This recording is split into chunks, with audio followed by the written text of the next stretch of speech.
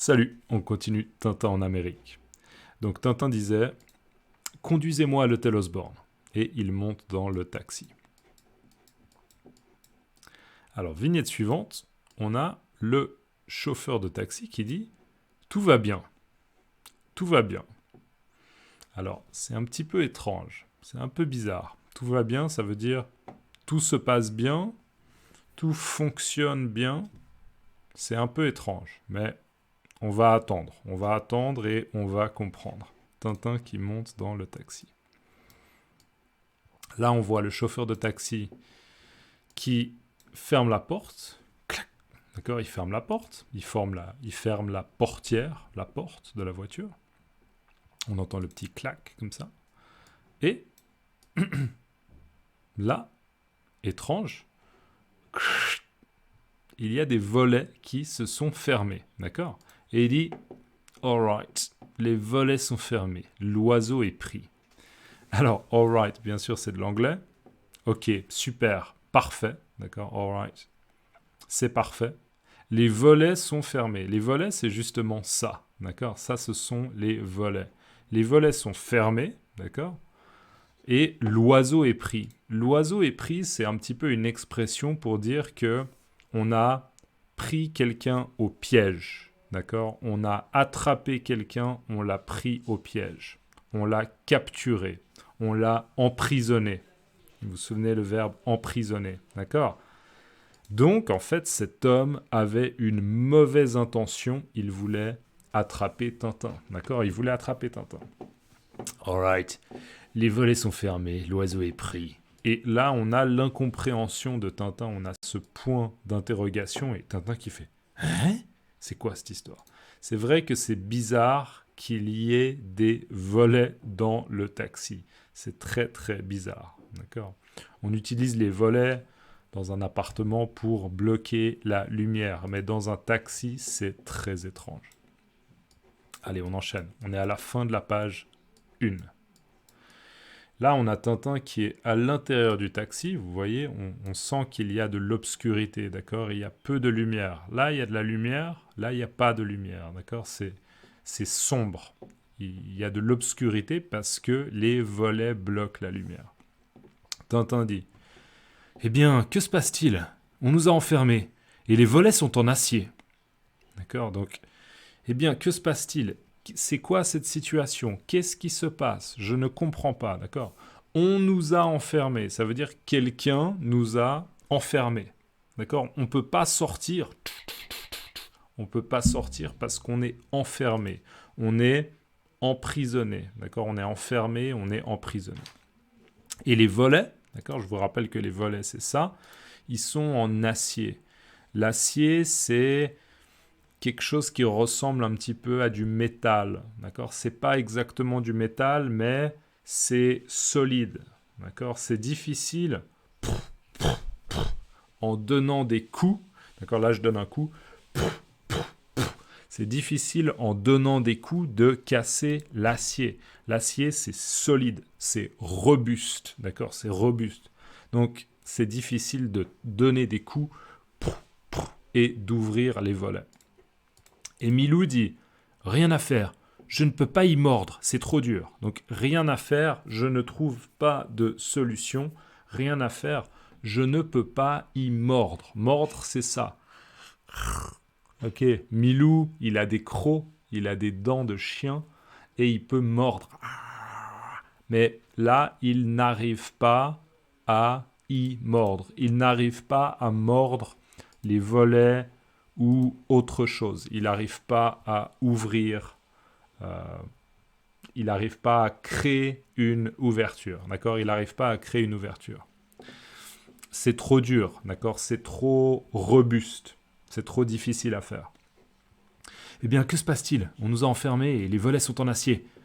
Rien à faire, je ne peux pas y mordre, c'est trop dur. Vignette suivante, on a le véhicule, d'accord ? Le taxi dans lequel est Tintin, qui visiblement subit une crevaison, d'accord ? D'accord ? Ça, c'est la voiture, le véhicule, et là, on a un pneu, d'accord ? Et visiblement, le pneu, il doit avoir un petit trou, ou peut-être qu'il y a une épine, ouch, ouch, une épine ou un clou. D'accord, un clou qui est rentré dans le pneu et le pneu fait... D'accord, donc c'est ce qu'on appelle une crevaison. D'accord, donc le conducteur de taxi, mais peut-être un gangster en fait, subit une crevaison. Et là on voit Chicago à 10 miles, d'accord, à 10 miles. Alors là, le conducteur de taxi, mais moi je vais l'appeler le gangster, le malfrat, le bandit, d'accord, on révise ce mot, le bandit. Le bandit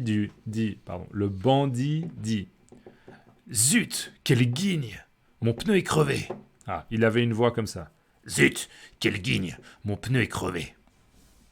Alors, zut, c'est ah non, j'ai pas de chance. Ah non, zut, quelle guigne. Alors, honnêtement, quelle guigne, moi, d'accord, moi je suis francophone, mais j'ai cherché dans le dictionnaire. J'ai cherché dans le dictionnaire en ligne la signification du mot guigne. Alors, une guigne, ça a deux significations. La première signification, ça peut être une cerise.